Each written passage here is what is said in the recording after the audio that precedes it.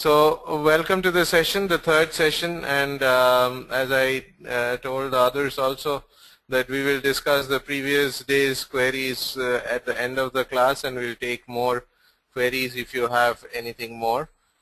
Let us move on to looking at what is it that we did in the previous session. In the previous class, we did listening and speaking skills, role of listening and speaking in language learning, role of grammar, and about vocabulary. And we saw some of the questions that are available to which are on CTET standards. Okay. We checked up, and most of you were quite comfortable with these topics. So we move forward, and in today's session, we're going to cover about 4 topics. We're going to continue on the 4 skills paths. We've done 2 of them, listening and speaking. We'll do the reading and the writing part.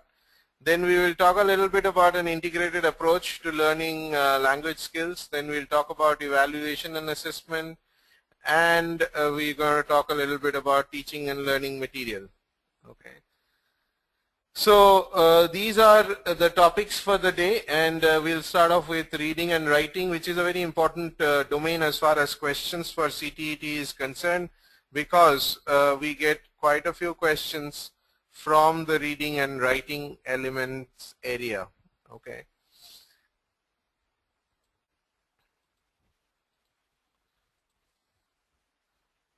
So what are the benefits of reading?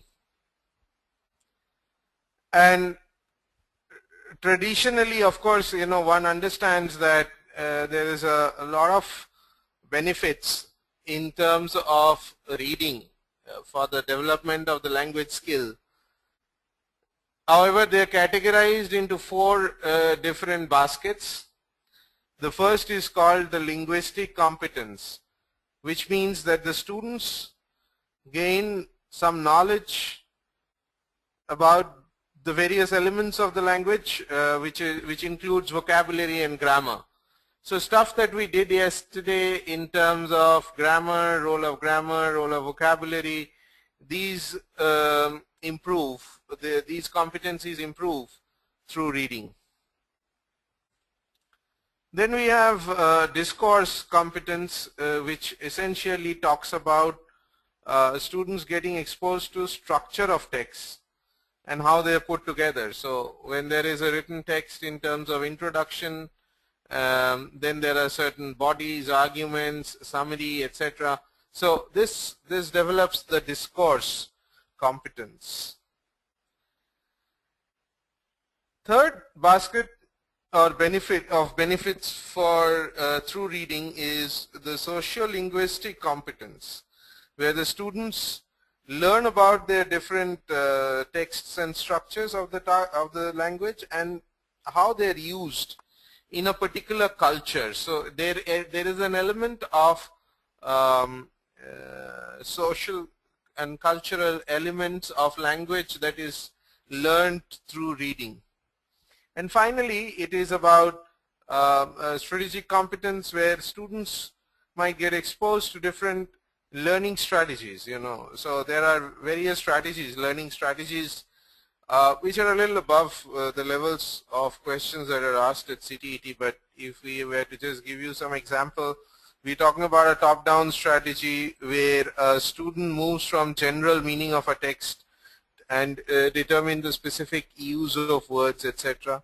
Or a bottom-up strategy where the focus is on specific words, and then they knit them together to work up towards the general meaning of the text that they are reading. So I hope these benefits are fairly clear to all of you. In terms of the various strategies which assist in reading development, there are a few strategies that one could use in terms of improving the reading skills or developing the reading skills. And one of them is previewing, where the student just does a preview. You know, every day morning in the newspaper, when we read newspaper, we essentially first do a preview where we look at the titles or the headings and look at some of the photos, or photo captions, etc., to gain an idea of the subject matter. And then if we are further interested, then obviously we go and read the further text that is there. Okay. Second is improving reading development through predicting, which means that after you've done previewing, students make predictions based on the subject matter obtained from previewing, because you know, it enhances their comprehension as well. Okay. Next, which is a very common method, and which is called scheming and scanning of a particular text, where students read various pieces of the text and determine the main idea of the text and its structure. So skimming is basically also called like you know, reading between the lines. So you're not really reading the lines, but between the lines, which means that you are looking at you know, various you're basically aiming to know the central theme or the structure of the text that you are studying. Okay. Scanning, again, the same stuff. Guessing from the context, which means that they use, here the students use prior knowledge of the subject and previous activities, which is previewing, predicting, and skimming and scanning, and guessing the meaning of certain words and sections. So predicting and guessing here are a little differently used. Predicting talks about, you know, just the broad predictions. Guessing from the context is further detailed, where students actually pick up new words and their meanings from context of the text. And paraphrasing, which means at the end of the section the students comprehension can be checked through paraphrasing, because the student is able to express in their own idea, in their own way, about what they have learned about the particular text that they have read, which we are talking about. In terms of the various phases of reading activities,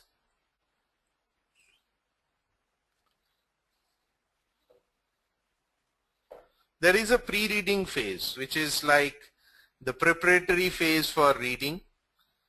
And here a teacher in a classroom may actually cover, you know, key vocabulary or key thought or themes of the particular text that is being offered for reading in a classroom. So that's why what the pre-reading phase talks about. The reading phase is begins with the prediction, and then the actual reading happens either in groups, pairs, individually, whatever. And post-reading, there is a phase where there's a follow-up of students' understandings of the text, either through paraphrasing or through specific questions asked as reading comprehension. Okay. Now, these are, you know, various methodologies to improve on the reading activities in the classroom, you know, and the reading skills of the students in the classroom. So, I'm sorry.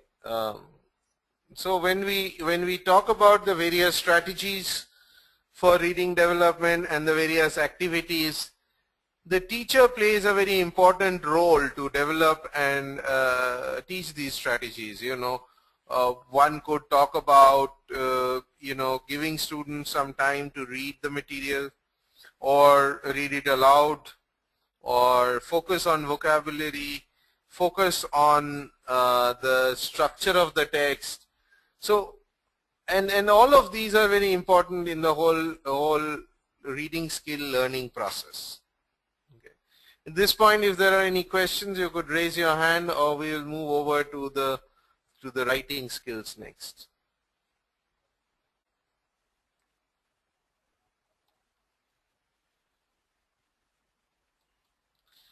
Moving on to writing skills. Some of the benefits of writing skills that are there very specifically include: writing is essential in order for one to be able to express his or her views, opinions. If one is not clear, if one doesn't develop their writing skill, then they will be unable to express their views and opinions. Consolidate their grasp of vocabulary and structure. It also complements various the other language skills, which includes listening, speaking, and reading. So, though we say LSRW, but it's not necessarily in that order. They are all actually fairly integrated, as we will see in the next section, next topic that we will discuss. But writing definitely complements other language skills as well. It increases your ability to use the language freely and helps to understand text and write compositions of one's own. So to an extent, it fulfills the whole learning experience for a specific language.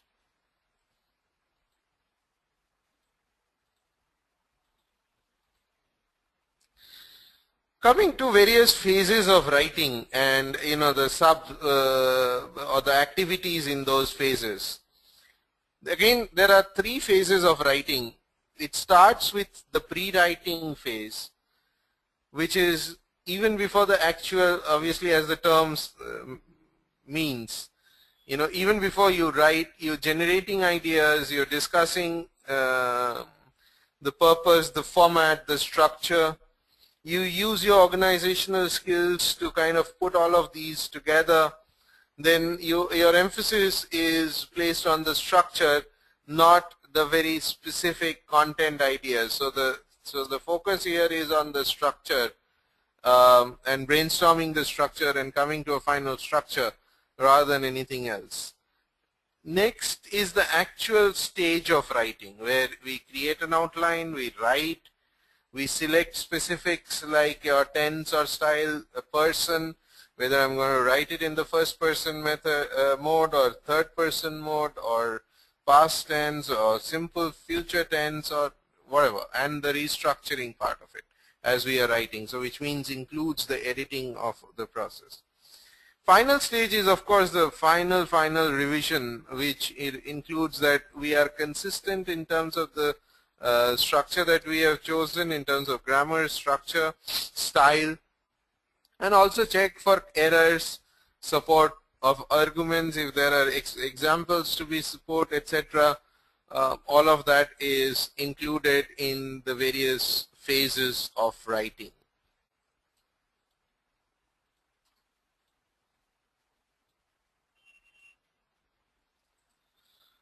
So let's look at a question here. Scanning means darting over much of a text search to text to search for the central idea. So scanning or scheming essentially talks about the same thing. It doesn't talk about the opinion of the author, difficult word, specific item. It is straightforward.